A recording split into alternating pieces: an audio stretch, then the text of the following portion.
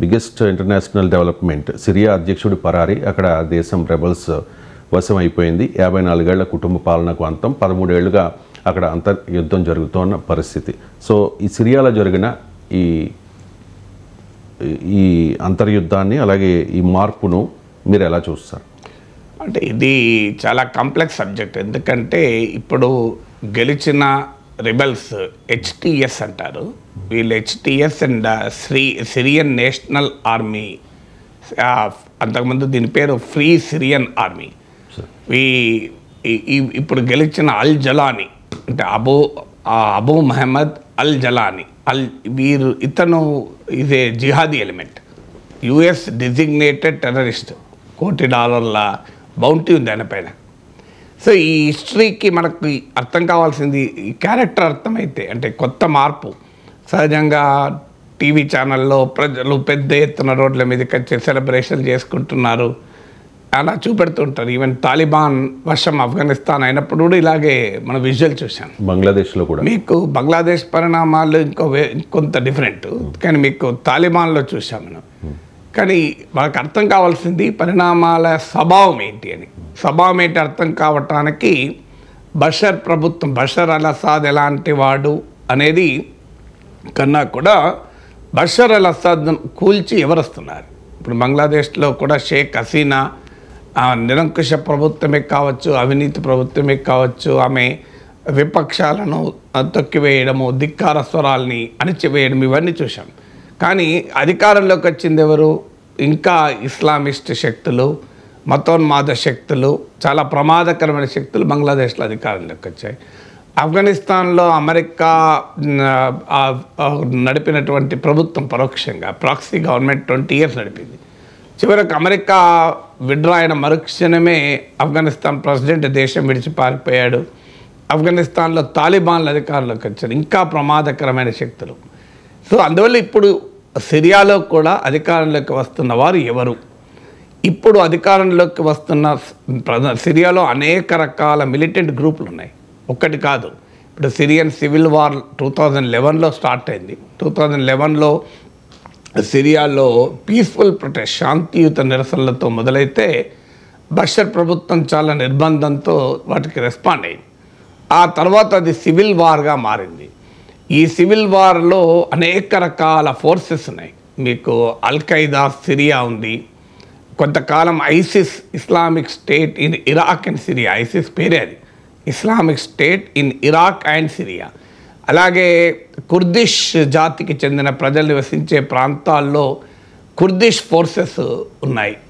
తర్వాత ఇప్పుడు జబాత్ ఉల్ అన్సార్, అదే ఇప్పుడు దాని కొత్త పేరు హెచ్టిఎస్. సో ఈ హెచ్టిఎస్ ఉంది. ఇలా రకరకాల మిలిటెంట్ గ్రూపులు ఉన్నాయి. వివిధ మిలిటెంట్ గ్రూపుల అంబ్రెల్లా ఆర్గనైజేషన్గా సిరియన్ డెమోక్రాటిక్ ఫోర్సెస్ అనే సంస్థ ఉంది. ఇలా టర్కీ మద్దతుతో ఉండే సిరియన్ నేషనల్ ఆర్మీ, అంతకుముందు దాన్ని ఫ్రీ సిరియన్ ఆర్మీ అంటారు. సో వీరు ఇప్పుడు కొన్ని ప్రాంతాలని ఈ సివిల్ వార్లో ఆక్రమించుకున్నప్పుడు ఈస్టర్న్ ప్రాంతంలో, కుర్దిష్ ప్రాంతంలో అమెరికా మద్దతుతో Kurdish democratic forces, Kurdish forces Bashar ప్రభుత్వం పోరాడుతూ ఒక రకమైన అటానమస్ రీజన్గా మారిపోయింది అది.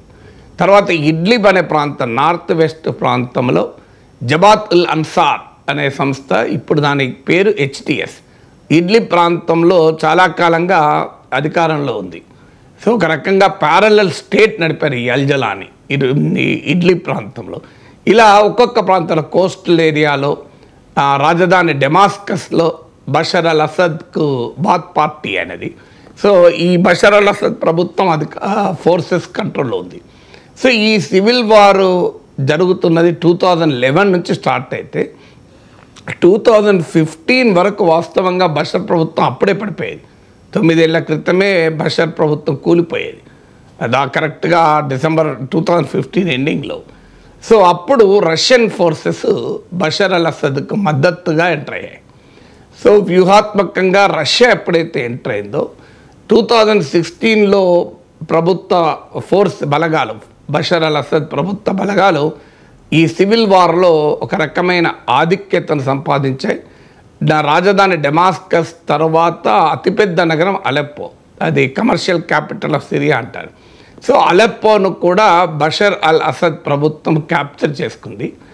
ఈ హెచ్టిఎస్ అంటే ప్రధానమైన రిబెల్ ఫోర్స్ అని హెచ్టిఎస్ సిరియన్ నేషనల్ ఆర్మీ ఈ ఇడ్లిబ్ ప్రాంతానికి మాత్రమే పరిమితమైంది. 2016 నుంచి ఒక రకంగా స్తంభించిపోయిన వాతావరణం. ఎవరి పొజిషన్స్లో వాళ్ళు ఉన్నారు. ఫ్రోజన్ వార్ అంటారు దాన్ని స్ట్రాటజిక్ లాంగ్వేజ్లో. అంటే ఆ వార్ అక్కడికి ఫ్రీజ్ అయిపోయింది. అంటే బషర్ ప్రభుత్వం డమాస్కస్, అలెప్పో, కోస్టల్ ఏరియాస్ను కంట్రోల్ చేస్తుంది. ఇడ్లిబ్ ప్రాంతం 30 లక్షల జనాభా ఉండే ప్రాంతం ఇడ్లిబ్, అక్కడ హెచ్టిఎస్ కంట్రోల్లో ఉంది. ఒక రకంగా హెచ్టిఎస్ పారలల్ స్టేట్ సమాంతర రాజ్యాన్ని నడిపింది. కొంతకాలం ఇస్లామిక్ స్టేట్ కూడా కొన్ని ప్రాంతాల్లో కంట్రోల్లో ఉండే. ఇలా వార్ ఫ్రోజన్ 2016 తర్వాత ఒక రకంగా సిరియాలో బషర్ ప్రభుత్వం పైచేయి సాధించింది. సో ఈ 2024కి వచ్చే వరకు పరిణామాలు మారాయి.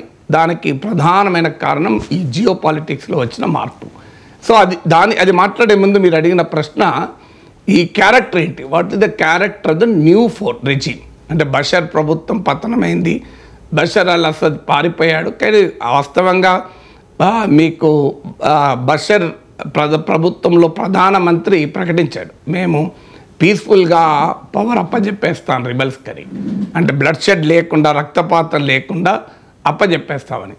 సో ఇప్పుడు అధికారంలోకి వచ్చింది అబూ మహమ్మద్ అల్ జలానీ నాయకత్వంలోని హెచ్టిఎస్ రిబల్స్ అధికారంలోకి వచ్చారు. వాళ్ళు చెప్తున్నది ఏంటంటే మొదలు పీస్ కావాలి, సిరియా అందరిది అని ఉపన్యాసాలు చెప్తున్నాడు. కానీ మేము మారాము, మేము గతంలో జిహాదీలుగా ఉన్నమాట నిజం, కానీ ఇప్పుడు మేము సిరియా కొరకు మేము నిలబడతామంటూ ప్రాగ్మాటిక్ ఫోర్స్ అంత కొంత ఉదారవాద శక్తులుగా కలరింగ్ ఇస్తున్నాయి. ఇది కలరింగా నిజమా మనకు అనుభవంలో తేలాలి.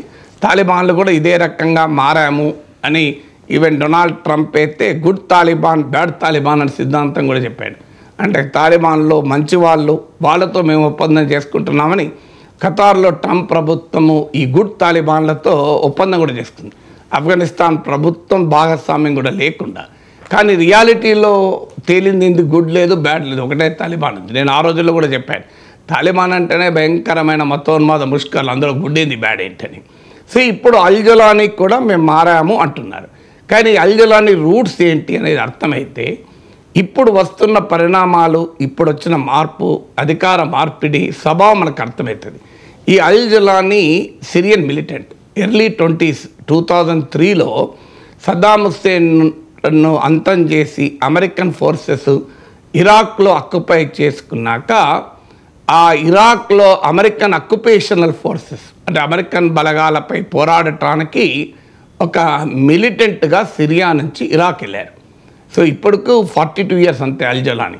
ఈ అబూ మహమ్మద్ అల్ జలానీ ఆ రకంగా ఇరాక్లో వెళ్ళి ఇరాక్లో అమెరికా బలగాలకు వ్యతిరేకంగా జరిగిన జిహాదీ తిరుగుబాట్లలో ఒక భాగమయ్యాడు.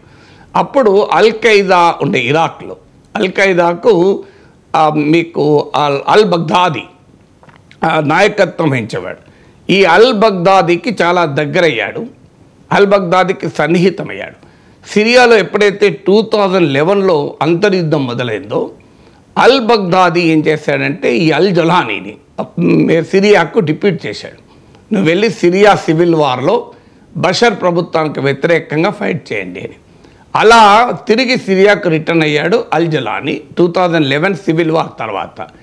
అక్కడ జబత్ అల్ అన్సార్ అనే ఒక సంస్థను పెట్టి ఈ అల్ బగ్దాదీ అల్ ఖైదా ఇరాక్ మద్దతుతో ఒక రకంగా అల్ ఖైదా సిరియా యూనిట్ నడిపాడు. ఈ Jabhat al Ansar is like an al Qaeda Syria unit ఇది.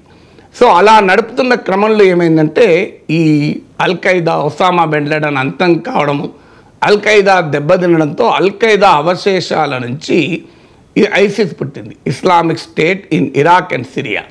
ఈ ఐసిస్కు అల్ బగ్దాదీ నాయకత్వం వహించాడు. సో అల్ బగ్దాదీ ఏం చేశాడంటే ఐసిస్లో చేరమని అల్ జలానీని అడిగాడు, మీ జబాతుల్ అన్సార్ను ఐసిస్లో విలీనం చేయండి అని. సో కానీ అల్ జలానీ అందుకు అంగీకరించక తాను ఇండిపెండెంట్గా సిరియన్ అల్ ఖైదా యూనిట్గానే ఉండిపోతాను అని. అక్కడ అల్ బగ్దాదీకి అల్ జలానీకి మధ్య గ్యాప్ వచ్చింది. తర్వాత అమెరికా ఒకవైపు నుంచి మీకు బషర్ అల్ ప్రభుత్వం మరోవైపు నుంచి అటాక్ చేయడంతో ఐసిస్ అంతమైంది. ఒక దశలో సిరియాలోని కొన్ని ప్రాంతాలు, ఇరాక్లోని ఒక పెద్ద ప్రాంతాన్ని ఐసిస్ పారల్గా రాజ్యమే లేదు. ఆ ఐసిస్ అంతమైంది. అల్ బగ్దాది అంతమయ్యాడు. అల్ బగ్దాది అంతమయ్యాక ఈ జబాత్ ఉల్ అన్సార్ పేరు మారింది. ముందు జెట్ ఇంకో పేరు వచ్చి లాస్ట్కి ఇప్పుడు ప్రజెంట్ నేమ్ హెచ్టిఎస్. ఈ హెచ్టిఎస్ అనే సంస్థగా మారి ఇడ్లిబ్ ప్రాంతంలో ఒక బలమైన శక్తిగా ఎమర్జ్ అయింది. దీనికి టర్కీ మద్దతుతో టర్కీ ప్రాక్సీ అనేటువంటి ఫ్రీ సిరియన్ ఆర్మీ లేదా సిరియన్ నేషనల్ ఆర్మీ కలిసి పనిచేస్తూ ఉంటాయి. సో అంటే ఈ బ్యాక్గ్రౌండ్ హిస్టరీ ఎందుకు చెప్పానంటే, స్లోగా వివిధ మిలిటెంట్లు వీక్ అయి బషర్ ప్రభుత్వ దాడి, రష్యా దాడి, ఈ అమెరికా ఒకవైపు నుంచి ఇలా రకరకాల దాడుల్లో ఈ సివిల్ వార్లో చివరకు బలంగా మిగిలింది ఏంటంటే ఈ అల్ జలానీ. ఇప్పుడు అల్ జలానీ నాయకత్వంలోని హెచ్టిఎస్ఏ వారం రోజుల పరిణామాల్లో అలెప్పోతో మొదలై హమా నుంచి ఇప్పుడు డమాస్కస్ని కూడా రాజధానిని కూడా క్యాప్చర్ చేసుకున్నారు. కానీ ఈ అల్ జలానీ మూలం ఎక్కడ ఉంది అంటే, నేను హిస్టరీ మీకు చెప్పింది, ఈ అల్ జలానీ మూలం అల్-ఖైదాలో ఉంది. ఇది అల్-ఖైదా సిరియా బ్రాంచ్ను ఒక రకంగా నిర్వహించాడు. సో అల్ జలానీ పైన అమెరికా ₹1 బౌంటీ ఉంది. మీరు అందుకే ఇప్పుడు లేటెస్ట్ ఈ పరిణామాలపైన అమెరికా కూడా ఆచితూచి రియాక్ట్ అవుతుంది. ఎందుకంటే వారికి కూడా అనుమానం అమెరికాకు వెస్ట్కి కూడా ఇది ఏంటి అని, దీన్ని ఏ రకంగా రియాక్ట్ కావాలని. కానీ అమెరికాకు వెస్ట్కి ఏంటంటే ఆ సంస్థ సిరియా ప్రజలకు ఏం చేస్తే సంబంధం లేదు. తమ వ్యూహాత్మక ప్రయోజనాలకు ఉపయోగపడితే ఆ రెజీమ్ను చాలా గొప్పగా చెప్తుంది. ఇప్పుడు పాకిస్తాన్లో దుర్మార్గమైన మిలిటరీ ప్రభుత్వం ఉన్నా అమెరికా సపోర్ట్ చేస్తుంది. ఆఫ్ఘనిస్తాన్లో తాలిబాన్లతో ఒప్పందం చేసుకుంది. 20 ఏళ్ళు పాలించి తర్వాత విడ్రా అయి ఒప్పందం చేసుకుంది. దానికి థీరీ గుడ్ తాలిబాన్, మంచి తాలిబాన్ అని చెప్పారు. ఇప్పుడు కూడా గుడ్ అల్-ఖైదా అని చెప్తారేమో. సో మీకు ఇంకొక ఇంట్రెస్టింగ్ కూడా పాయింట్ చెప్పాలి. ఈ అల్ జలానీ ఇరాక్లో అమెరికన్ అక్యుపేషనల్ ఫోర్సెస్కి వ్యతిరేకంగా పోరాడటానికి ఇరాక్ వెళ్ళి సిరియాకు వచ్చి ఈ ఇడ్లిబ్ ప్రాంతం, నార్త్ వెస్ట్ ప్రాంతంలో బలాన్ని పుంజుకున్న తర్వాత ఎప్పుడైతే సిరియన్ సివిల్ వార్లో ఒక స్టేజ్ వచ్చాక అమెరికాతో ఫైట్ చేయడం మానేశాడు. మానేసి మా ఫైటల్లా బషర్ ప్రభుత్వం పైన అన్నాడు. ఒక రకంగా అమెరికా అల్ జలానీ పైన అటాకే చేయలేదు.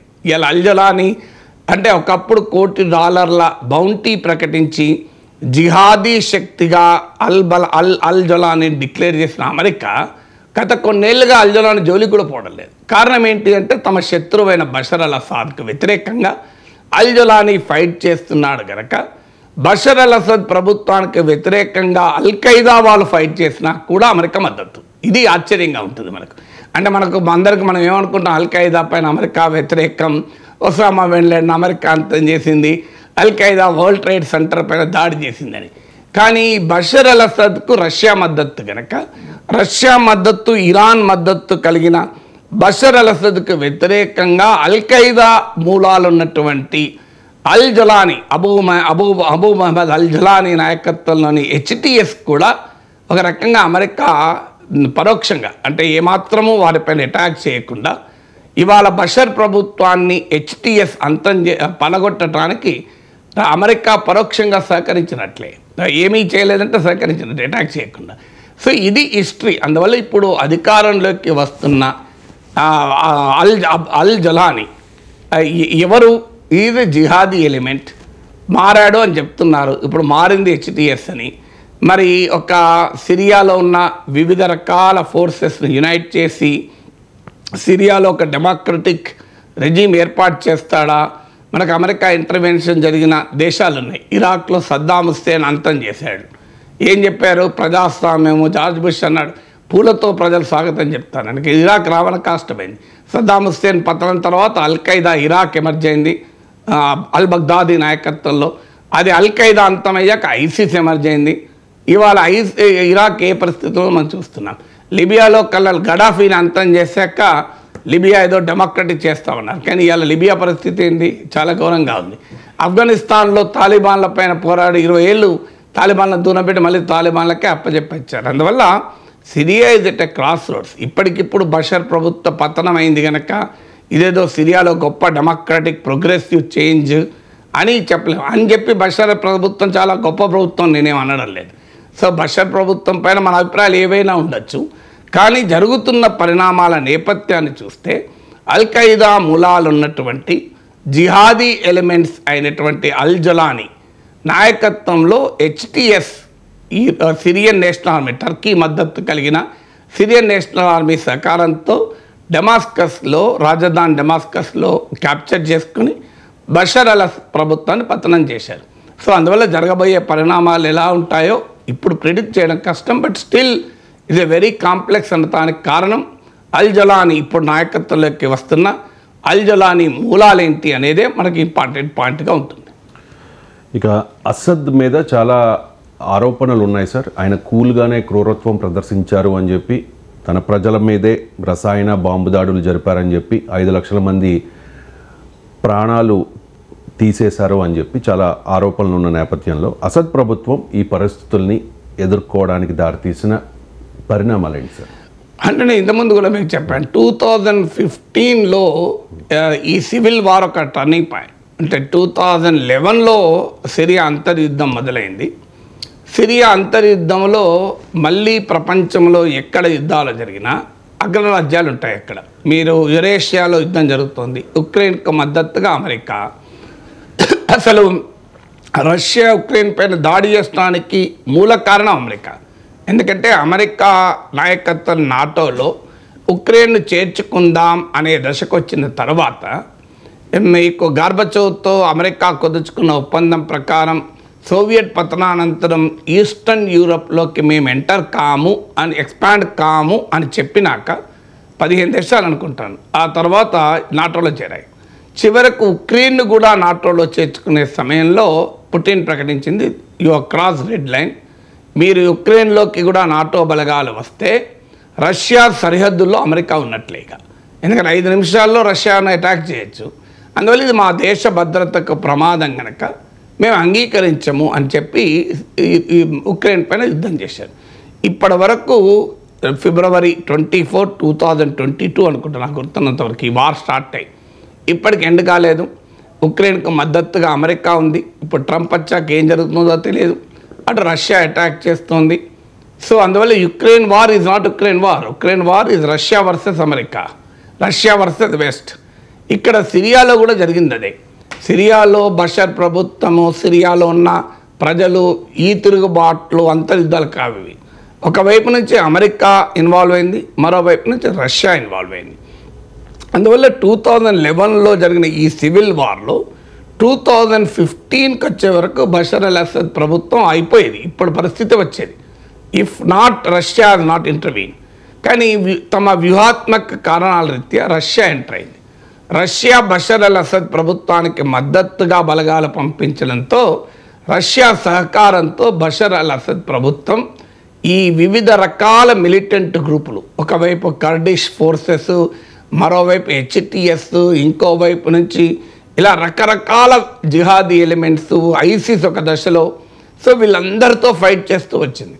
ఫైట్ చేస్తూ వచ్చి చివరకు 2016లో ఒక రకంగా సిరియా పైన గ్రిప్ తెచ్చుకుంది. గ్రిప్ తెచ్చుకుందంటే అర్థం సిరియా మొత్తం బషర్ ప్రభుత్వ పరిధిలోకి రాలే. అప్పటికి కూడా 30 లక్షల మంది జీవించే నార్త్ వెస్ట్లో ఉన్న ఇడ్లీ ప్రాంతంలో HTSదే ఆధిపత్యం, కుర్దిష్ ప్రాంతంలో అమెరికా మద్దతు ఉన్న కుర్దిష్ శక్తులదే ఆధిపత్యం. ఇలా ఎక్కడికక్కడికి సిరియాలోని కొన్ని ప్రాంతాల్లో ఆధిపత్యం అంటే మిలిటరీ ఆధిపత్యం కూడా కాదు, దే ఆర్ ప్యారలల్ స్టేట్. వాళ్ళంతా వాళ్ళు అక్కడ రాజ్యం వెళ్ళడమే. ఇప్పుడు మీకు ఆ రకమైనటువంటి పరిస్థితులు ఏర్పడ్డాయి.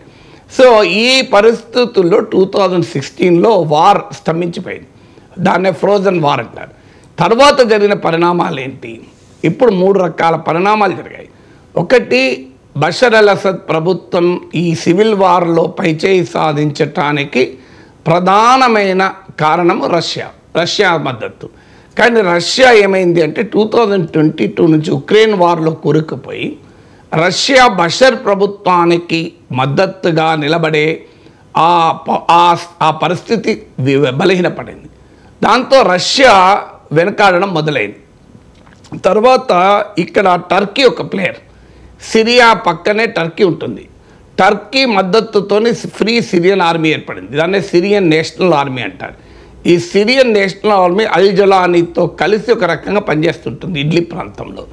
సో రష్యాకు టర్కీకి మధ్య కూడా ఒక రకమైన అండర్స్టాండింగ్ వచ్చింది.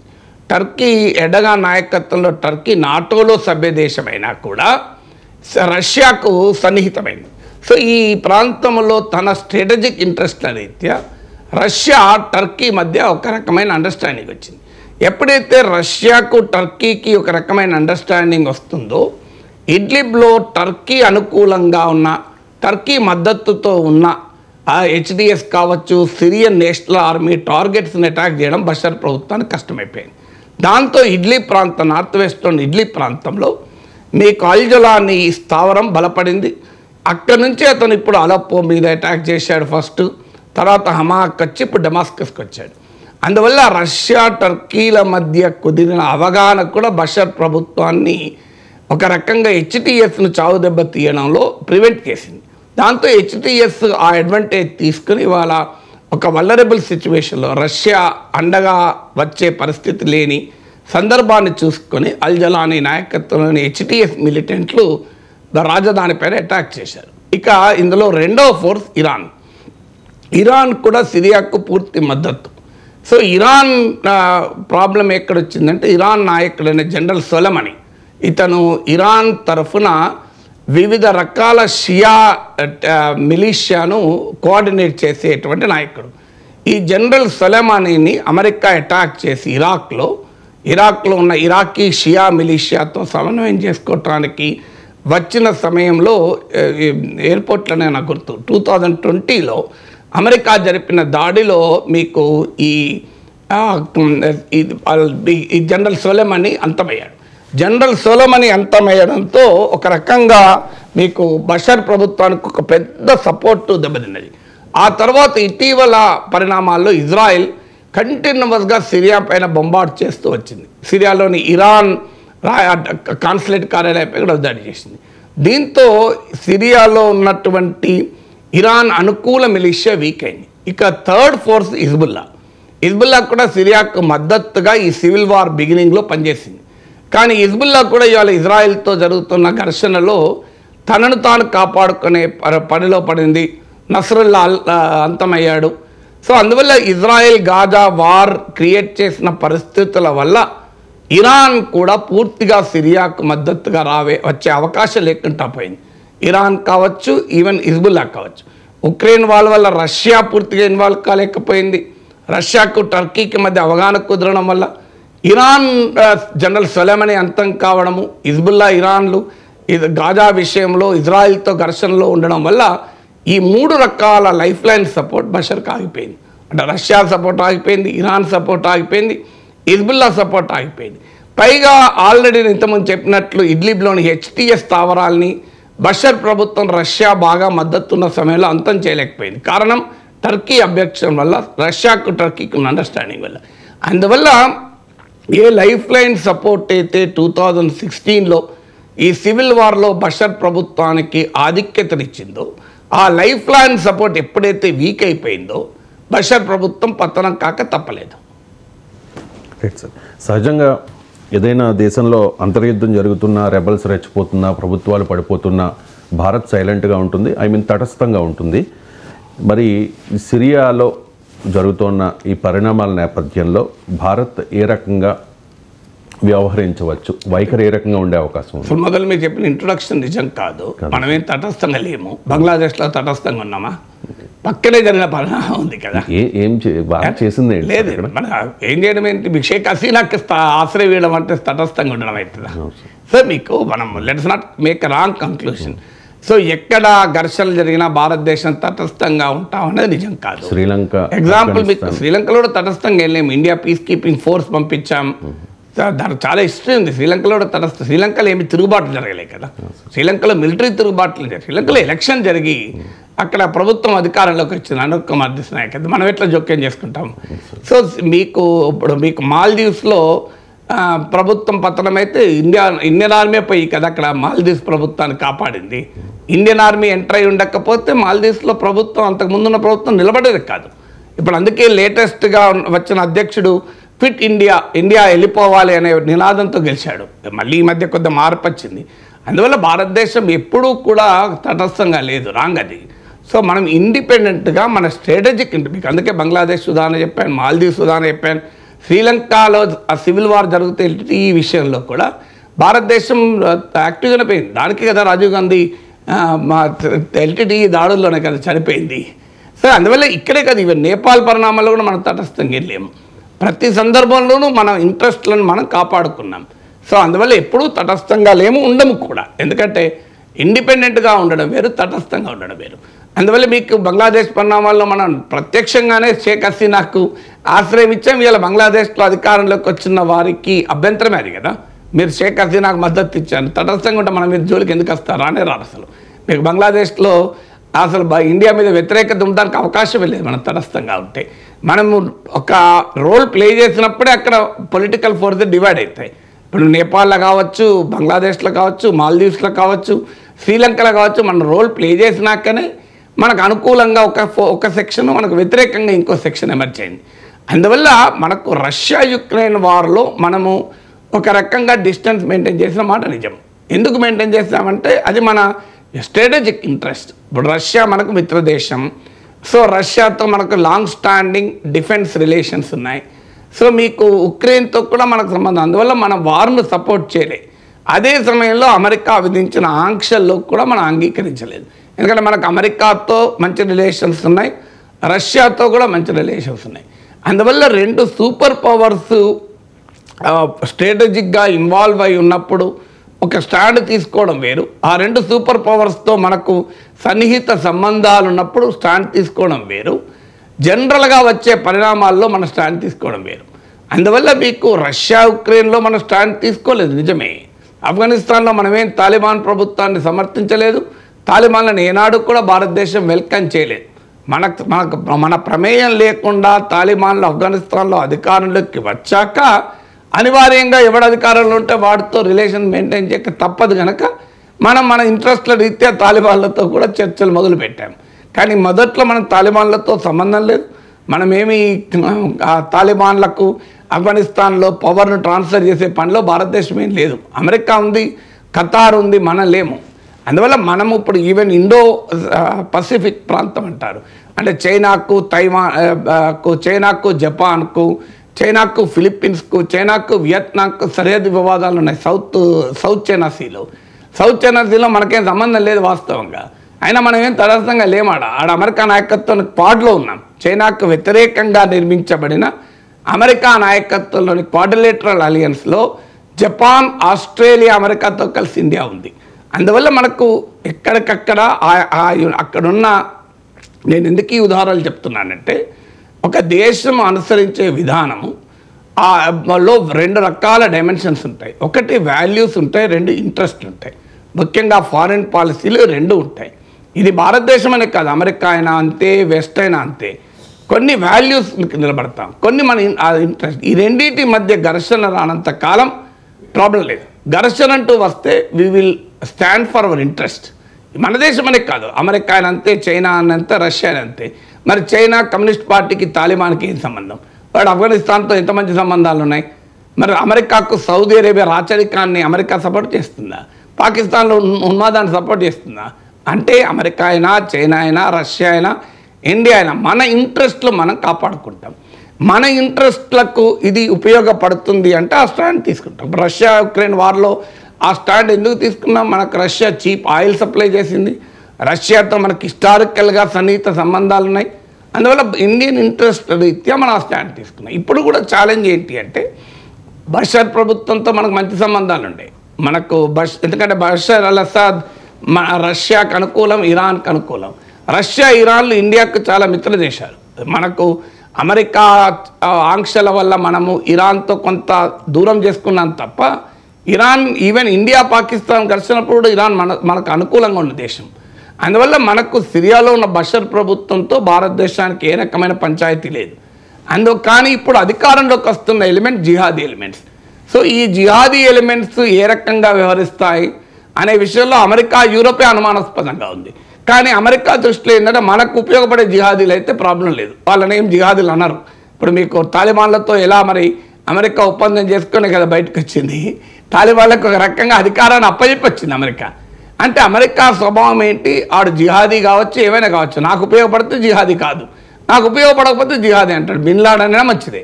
సో అమెరికా స్టాండ్ అది. కానీ భారతదేశానికి, అమెరికాకు ఉపయోగపడేది భారతదేశానికి ఉపయోగపడేదని లేదు కదా. ఇప్పుడు ఈ అల్జలానికి పాకిస్తాన్కు కూడా ఈ మిలిటెంట్ హెచ్టిఎస్కు పాకిస్తాన్తో కూడా మంచి సంబంధాలు ఉన్నాయంటారు. ఇప్పుడు ఈ కొత్తగా వచ్చే మిలిటెంట్ వెనకాల టర్కీ ఉంది. టర్కీ చాలా సందర్భాలు ఈ మధ్య మనకు టర్కీ కొంత మంచి సంబంధాలు వస్తున్నాయి. కానీ టర్కీ మొన్న లేటెస్ట్ సందర్భం మినహా ప్రతిసారి యునైటెడ్ నేషన్స్ వేదికమైన కశ్మీర్, పాకిస్తాన్తో పాటు కశ్మీర్ అంశాలు లేవనెత్తే టర్కీ. సో ఇటీవల టర్కీ ఎర్త్క్వేక్లో భారతదేశం చాలా క్రియాశీలకంగా సహకారాన్ని అందించాక కొంత మారింది. కానీ ఎర్డగాన్, టర్కీ అధ్యక్షుడు ఎర్డగాన్ ఇస్లామిక్ ప్రపంచానికి నాయకుడు కావాలి అని ప్రయత్నం చేస్తున్నాడు. అందువల్ల మీకు ఇవాళ సిరియాలో అధికారంలోకి వచ్చింది ఇస్లామిస్ట్ ఎలిమెంట్స్. వాళ్ళు జిహాదీలు, ఇస్లామిస్టులు, జిహాదీలు వేరు ఇస్లామిస్టులు వేరు అని అమెరికా లాంటి దేశాలు వాదన. జిహాదీలు కారు ఇప్పుడు వాళ్ళు ఇస్లామిస్టులుగా మారిపోయారని. నువ్వు ఏ పేరైనా పెట్టండి. సో బషర్ అల్ అసద్ ప్రభుత్వం ఇండియాలో ఉన్న వివిధ అంశాలపైన ఏ స్టాండ్ తీసుకుంటారు అనేది దానిపైన మనకు బషర్ ప్రభుత్వంతో సంబంధాలు ఉన్నాయి. ఇప్పుడు కొత్తగా అధికారంలోకి వస్తున్న అల్జలాని ఏ రకమైన సంబంధాలు, ఏ స్టాండ్ తీసుకుంటాడు, మన జియో పాలిటిక్స్ పైన మనం స్టాండ్ తీసుకుంటాం. అందువల్ల స్టిల్ టూ ఇయర్లీ. అందుకే మనమే కాదు, ఈవెన్ అమెరికానే కాన్షియస్గా రియాక్ట్ అయింది. అమెరికానే కాన్షియస్గా రియాక్ట్ అయినప్పుడు ఇండియాకి ఏం తొందర? మనకేమన్నా పక్కనే ఉన్నామా? మనమేమన్నా మరి పక్కనే ఉంటే మనకు తొందర. సో అందువల్ల మనకు అక్కడ ఇప్పుడు రష్యా ఏ పాత్ర, నిన్నటి దాకా బషర్ ప్రభుత్వానికి రష్యా చాలా బలంగా నిలిచింది. ఇప్పుడు రష్యా బలంగా నిలిచి ఉంటే బషర్ ప్రభుత్వం పతనమయ్యేదే కాదు. మరి రష్యా తన ఏ కారణాల రీత్యా పక్క జరుగుతోంది? ఇప్పుడు రష్యా ఏ వైఖరి తీసుకుంటుంది, చైనా ఏ వైఖరి తీసుకుంటుంది, పాకిస్తాన్తో ఎలా లింక్ ఉంటుంది, అమెరికా ఏ వైఖరి తీసుకుంటుంది, అసలు సిరియా ఎలా ఉంటుంది ఈ పరిణామాల తర్వాత, ఇవన్నీ తేలకుండా భారతదేశం ఎందుకు తొందరపడి ఒక స్టాండ్ తీసుకుంటుంది? ఈ పరిణామాలని వెల్కమ్ చేసే స్టాండ్ తీసుకోదు, పరిణామాల పట్ల ఆందోళన వ్యక్తం చేసే స్టాండ్ తీసుకోదు. నాకు తెలిసినంత వరకు వీల్ వెయిట్ అండ్ వాచ్. ఎందుకంటే డిప్లొమసీలో చాలా కాన్షియస్గా రియాక్ట్ అవుతారు కదా.